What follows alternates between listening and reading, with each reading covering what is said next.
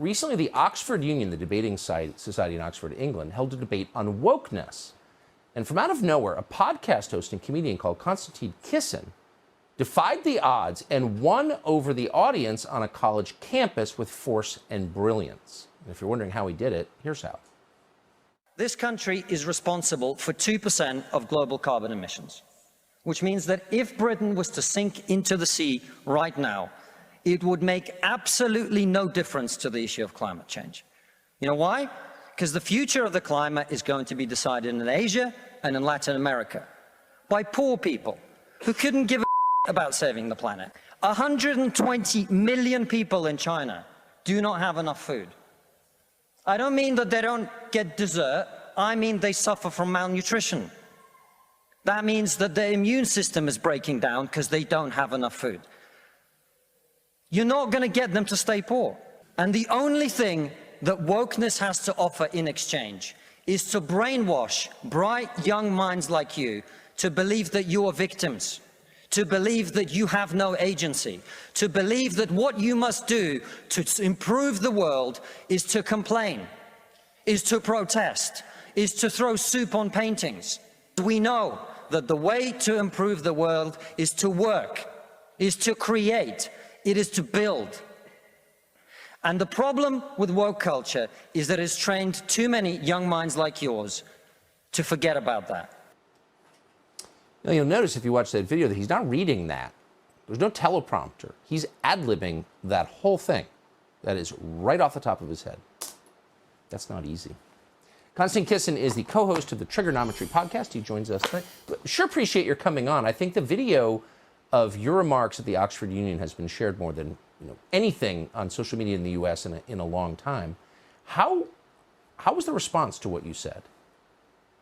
It was great. I think people really enjoyed it, and I think it's partly because people are fed up of wokeness, as of course you know. But I think also there's another thing going on, Tucker. We live in a society in which adults are afraid of children, and young people in particular.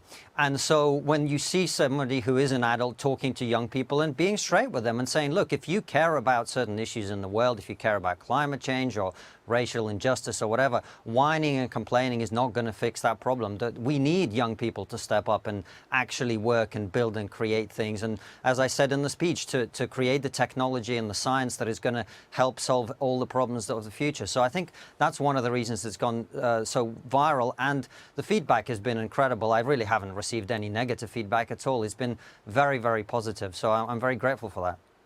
Well, we're grateful to see it because, first of all, you made a rational, fact-based case, which is always assuring to see. It's wonderful to see someone making an argument, and you did.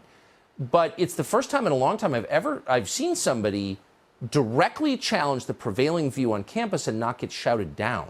How did that happen? Well, as you say, I think I made a rational argument, and I think this is the thing that I've been thinking about a lot. You know, we spoke a few years ago, and as a comedian, I was concerned about the erosion of free speech and the censorship, particularly in this country, in the UK. But as we've interviewed people in trigonometry, as we've spoken to some of the greatest minds, you know, the Jordan Petersons of the world and many others, what I've started to realize is that this ideology, wokeness, is fundamentally anti-human. And the narrative goes something like this, you know, we are evil, particularly Westerners, especially, you know, straight white men like you, but actually all of us are evil and we must be punished. And that's why some of the solutions that we're being offered to the issue of climate change don't seem to make much sense. I don't really see how making pensioners in Britain freeze to death over the winter is going to solve the problem of climate change, or indeed impoverishing people in India and China. And I think, actually, we've got to believe that young people are persuadable. We've got to make rational arguments to them.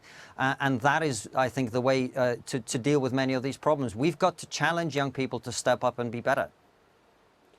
We have to believe that young people are persuadable. And I think a lot of us in the elderly community, or near elderly, are losing confidence in that.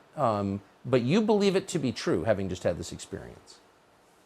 I do, and I think we all have to embrace that approach. I think we're not going to get anywhere by chastising people. We have to try and persuade them. I think that we've got to remember, Tucker, they're young minds. We were all young once, and we were just as idiotic and stubborn and so sure of ourselves that we thought we knew everything. I think we got to fight. We got to fight to change people's minds, and the way to do that is with rational argument and encouraging critical thinking, which is what I hope my speech has done.